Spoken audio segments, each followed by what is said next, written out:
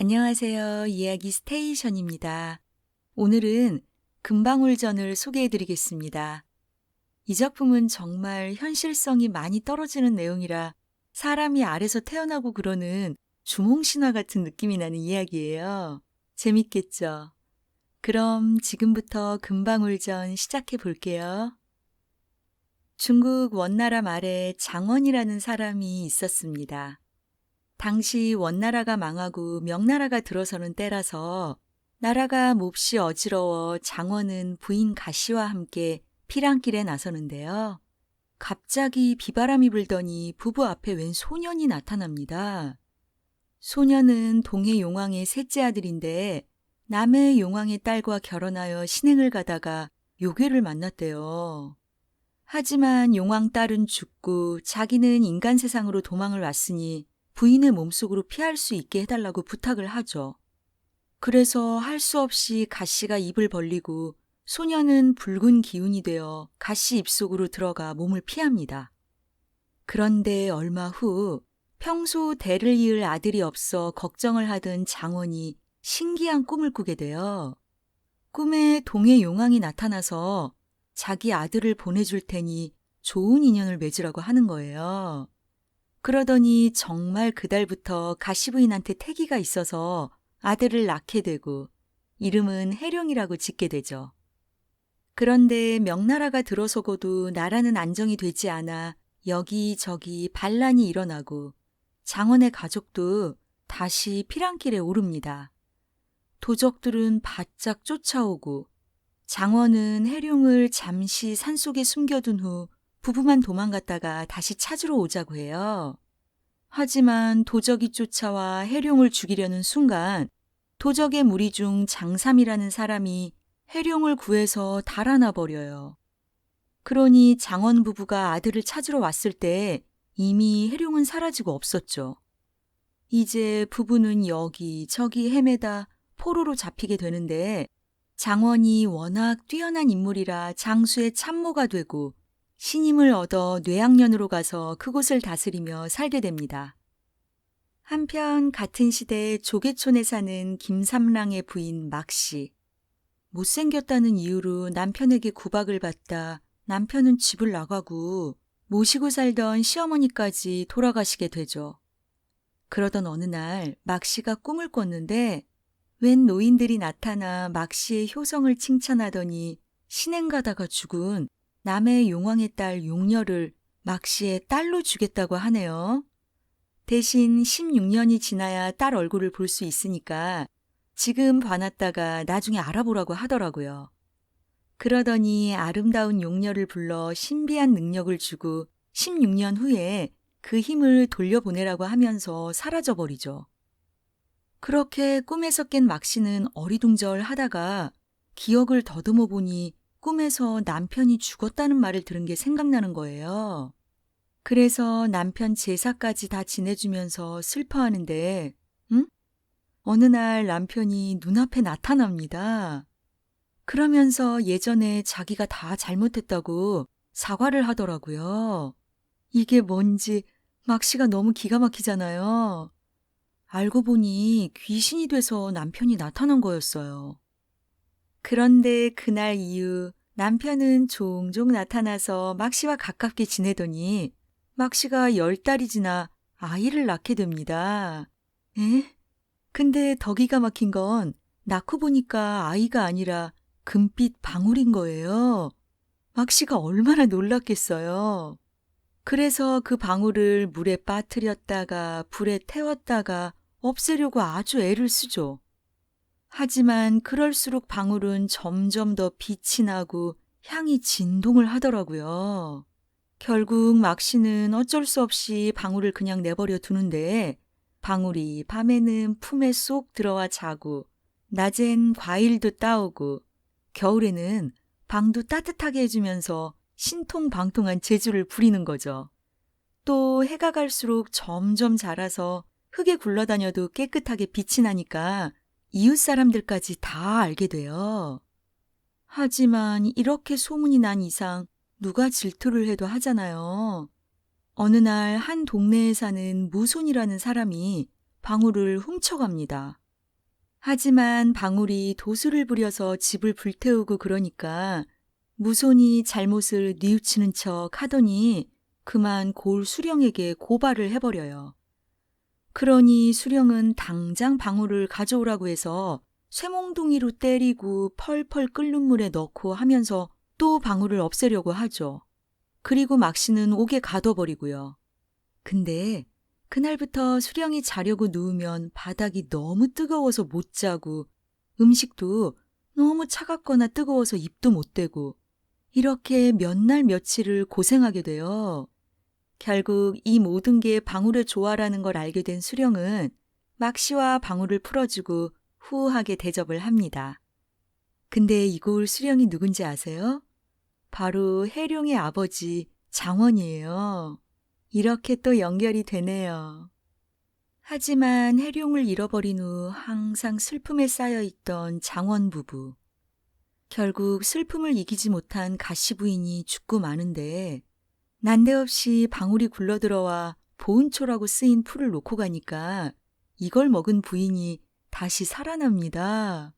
와, 이후로 가씨 부인은 막씨와 형제처럼 지내고 방울이도 이리저리 안기면서 살갑게 굴어 방울에게 금령이라는 이름을 지어주죠.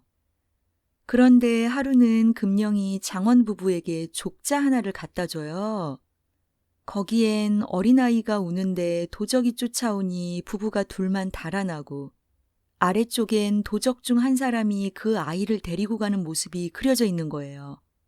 장원 부부는 바로 자신들의 이야기라는 걸 알고 엄청 슬퍼하는데 아이가 어딘가에 살아있음을 알려주는 거라고 생각해서 금령이를 아주 신통해하죠. 하지만 얼마 후 금령이 방울이는 온데간데 없이 사라집니다. 어디로 갔을까요? 한편 태조 고황제의 딸 금성공주가 어느 날 어머니와 산책을 하다가 난데없이 시녀들과 함께 사라지는 사건이 발생합니다.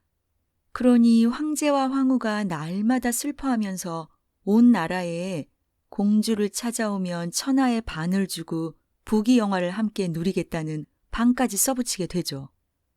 그럼 어릴 때 부모와 헤어졌던 해룡이는 어떻게 살고 있을지 궁금하네요.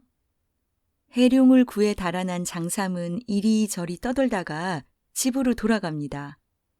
하지만 부인 변씨가 자식이 없어 그런지 해룡이를 보고도 기뻐하지 않는 거예요. 그러더니 얼마 후 이들에게도 아들이 생겨 이름을 소룡이라고 지어주죠. 어느새 해룡은 13세가 되고 영웅다운 외모에 마음씨도 넓어서 장삼의 사랑을 듬뿍 받아요. 하지만 그러면 그럴수록 변씨는 해룡이를 괴롭히고 모함하더라고요. 그러다 장삼이 병을 얻어 죽게 되면서 해룡이는 더 박대를 받게 됩니다. 음식과 옷도 제대로 안 주고 맨날 험한 일만 시키고 추운 겨울인데 방에 불도 안 떼주고 그런데도 해룡은 불평 한마디 없이 성실히 일만 하네요. 그러던 어느 날 해룡이 잠깐 몸을 녹이려고 누워있는데 갑자기 방안이 밝아지면서 따뜻해지는 거예요. 그런데다 밖에는 해룡이 해야 될 일을 누군가가 싹 다 해놨고요. 깜짝 놀란 해룡이 이리저리 살펴보니 반짝반짝 빛나는 금방울이 턱하니 놓여있더라고요. 아, 사라진 방울이가 여기로 온 건가요? 이제 해룡은 좋은 일이 생기겠구나 하고 직감을 하죠. 하지만 이 사실을 모르는 변씨는 해룡이한테 신기한 일이 생기니까 이참에 아예 죽여버리려고 합니다. 하지만 그때마다 금령이가 나타나 신비한 도술로 해룡을 도와주니 해룡이 금령이에게 마음을 붙이고 살게 돼요. 그런데 얼마 후 소룡이 말다툼을 하다 살인을 저질러서 변씨가 이걸 해룡이한테 뒤집어 씌우고 해룡이가 대신 옥에 갇히는 일이 생겨요. 하지만 해룡은 금령의 도움으로 고비를 다 넘기고 오히려 고을 수령의 신임을 얻게 되는데요. 변씨가 또 이 꼴을 못 보죠. 해룡한테 집을 봐달라고 한 뒤에 불을 내서 해룡을 죽이려고 하는 거예요. 물론 이번에도 해룡의 방만 불에 타지 않아 무사했지만 변 씨의 괴롭힘을 더 이상 참지 못한 해룡은 방 한쪽 벽에 글을 써놓고 길을 떠납니다. 남쪽을 향해 무작정 길을 떠난 해룡. 깊은 산속으로 들어가 금령이 인도하는 대로 따라가는데 갑자기 금빛 털이 돋친 짐승이 달려드는 거예요. 처음엔 금령이 굴러와서 막아줬지만 그 짐승은 곧 9머리를 가진 요괴로 변하더니 금령을 집어삼키고는 굴로 들어가 버리네요. 아, 해룡은 이제 방울이 죽었구나 하면서 낙담하고 있는데 어디선가 큰 소리가 들려옵니다. 어찌 금령을 구하지 않고 그러고 있는가. 어서 구하여라. 그러니 해룡은 마음을 굳게 먹고 요괴가 있는 동굴 안으로 들어가 금선수부라는 호화로운 대궐에 다다르게 되죠. 하지만 해룡은 어떻게 해야 하나 망설이는데 잠시 후 아름다운 여인들이 나와 피가 묻은 옷을 빨면서 나누는 얘기를 듣게 돼요. 여인들은 요괴가 계속 피를 토하고 있어 어찌된 일인지 모르겠다고 하더니 자신들이 모시는 공주님이 꿈을 꿨는데 동해 용왕의 아들이 나타나 구해준다고 했다는 거죠. 사실 이들은 갑자기 사라졌던 태조 고황제의 딸 금성공주랑 시녀들이었던 거예요. 하여튼 이야기를 모두 엿들은 해룡은 드디어 나서서 시녀들과 함께 대궐로 들어섭니다. 그리고는 시녀가 준 보검으로 단숨에 요괴를 죽이게 되죠. 그런데다 요괴의 가슴을 헤쳐보니 방울이, 그러니까 금령이가 굴러나오더라고요. 이렇게 요괴에게 납치되었던 공주와 시녀들을 구한 해룡은 금령의 도움을 받아 함께 궁궐로 돌아가고 황제는 해룡을 공주의 남편 부마로 삼게 됩니다. 와, 장해룡에서 장부마가 됐어요. 이 무렵 북쪽에서는 흉노가 침범해 나라가 어수선하니 황제가 신하들과 대책을 의논하는데요. 부마 장해룡이 자신이 물리치고 오겠다고 나서네요. 물론 황후랑 공주가 엄청 걱정을 하지만 해룡은 큰 군대를 지휘하며 당당하게 나섭니다. 만만치 않은 적들과의 싸움. 해룡은 두려워하지 않고 나서지만 죽을 위기에 처하게 되죠. 이때 서남쪽에서 금빛 덩어리가 다가오더니 해룡을 구해주는데요. 바로 우리의 방울이에요. 이렇게 해룡은 또 한 번 금령의 도움으로 승리하게 되고 그 공을 인정받아서 좌승상이 됩니다. 그런데 모두가 기뻐하는 와중에 황후가 근심스러운 얼굴로 금령이 족자를 놓고 사라졌다고 하는 거예요. 장승상이 이상해서 족자를 펴보니까 어릴 때 부모를 잃고 장삼을 따라가게 된 자신의 모습이 그려져 있더라고요. 그러니 장승상은 이건 하늘이 주신 거다 생각할 수밖에 없죠. 한편 금령을 잃고 슬퍼하는 막씨와 가씨 부인 앞에 어느 날 난데없이 금령이 나타납니다. 어디 갔나 했더니 또 여기로 왔네요. 막씨와 가부인은 너무 기뻐하면서 금령이를 꼭 안고 즐기는데요. 이날 밤 두 부인이 똑같은 꿈을 꾸게 되죠. 꿈에 선관이 나타나서 두 사람의 사나운 운이 다해 이제 곧 자식을 만날 거라고 하더라고요. 부인들은 깜짝 놀라서 꿈을 딱 깼는데 금령이는 없고 꿈에서 본 선녀가 앉아 있는 거예요. 드디어 막씨와 딸 금령이가 만나게 된 거죠.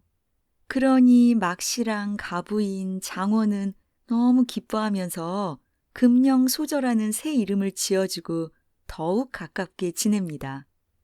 그럼 이제 가부인이 아들 해룡이만 만나면 되겠네요. 이때 흉년이 들어 나라가 또다시 어지러워지자 해룡은 어사가 돼서 백성을 돌보러 전국을 다니게 됩니다. 이 와중에 해룡은 자신을 키워준 장삼의 묘를 살피고 변씨와 소룡을 만나 은혜를 갚기도 하죠. 이제 서울로 가던 해룡은 뇌양현이라는 곳을 지나게 되는데요. 본관 수령과 마음이 잘 맞아 밤 늦도록 얘기를 나누고 헤어져요. 그러고는 또 꿈을 꿨는데 웬 노인이 나타나서 낳아주신 부모를 옆에 두고 왜 못 찾냐고 뭐라고 하는 거예요. 그러니 꿈에서 깬 해룡이 얼마나 심란해요. 밖으로 나와 이리저리 헤매다가 다시 수령을 만났는데, 벽에 걸린 족자 그림이 자기 거랑 똑같은 거죠. 두 사람은 깜짝 놀라서 족자를 얻게 된 사연부터 금령의 얘기까지 나누고 해룡이 등에 사마귀가 북두칠성 모양인 걸 확인하고 나서야 부모 자식인 걸 드디어 알게 됐어요. 세 사람은 부둥켜 안고 통곡을 하면서 모두 다 금령이의 덕이라고 아주 기뻐하네요. 이제 해룡은 모든 사실을 황제에게 알리고 소식을 들은 금성공주가 금령은 하늘에서 내린 것이니 해룡과 혼인을 시켜야 한다고 말합니다. 그러니 황제는 금령을 양녀로 삼아 금령공주에 봉하고 막시와 장원 부부까지 위엄을 갖춰 모시고 오게 하죠. 화려한 황금가마를 타고 대궐로 가는 금령공주. 신비한 능력으로 어려운 고비마다 많은 사람들을 도와주더니 이렇게 좋은 날이 찾아왔어요. 대궐에 도착한 해룡과 장원은 황제에게 감사 인사를 하고 금령과 막시, 가시 부인은 황후를 찾아가 뵈었죠. 또 너무 아름다운 금성공주와 금령공주는 자매처럼 가깝게 지내더라고요. 이제 황제의 명령에 따라 해룡과 금령공주는 드디어 혼인을 치르고요. 금선공주까지 같이 시부모님께 정식으로 인사를 드려요. 모두가 만족하며 행복하게 지내는 날들. 해룡은 낮엔 부모님을 모시며 즐거워하고 밤엔 두 공주들과 즐거움을 나누니 얼마나 좋을까요? 하지만 좋은 일이 닿으면 슬픈 일도 생기는 법. 어느 날 장원이 병을 얻어 아무 약도 듣질 않더니 마침내 세상을 떠나게 됩니다. 그런데다 이어서 가부인과 막부인까지 세상을 떠나네요. 자식들은 모두 정성을 다해 장례를 차려 모시고 3년상까지 치르죠. 이후 해룡은 공주들과 함께 많은 자식을 낳고 부귀영화를 누리며 살게 되고요. 자손들까지 훌륭하게 키워 아주 편안한 날들을 보내더라고요. 그러던 어느 날, 해룡은 두 공주와 함께 한가롭게 거닐다가 오색 구름을 타고 하늘로 올라가 신선이 됩니다. 그리고 자손들은 문득 부모가 사라졌음을 확인하고 극진히 제사를 지내며 복된 삶을 누리는 걸로 작품은 끝이 나네요. 금방울에 탈을 쓰고 신비한 능력으로 해룡을 돕던 금령이 결국 아름다운 여인이 되어 해룡과 행복하게 산다는 내용으로 끝을 맺는 금방울전. 어딘가 모르게 박시전과도 비슷한 모습을 보이는데요. 여성 영웅의 활약을 제대로 보여주는 그런 작품이었습니다. 그럼 오늘의 이야기는 여기에서 마치고요.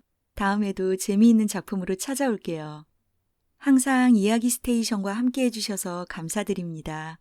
편안한 밤 보내세요.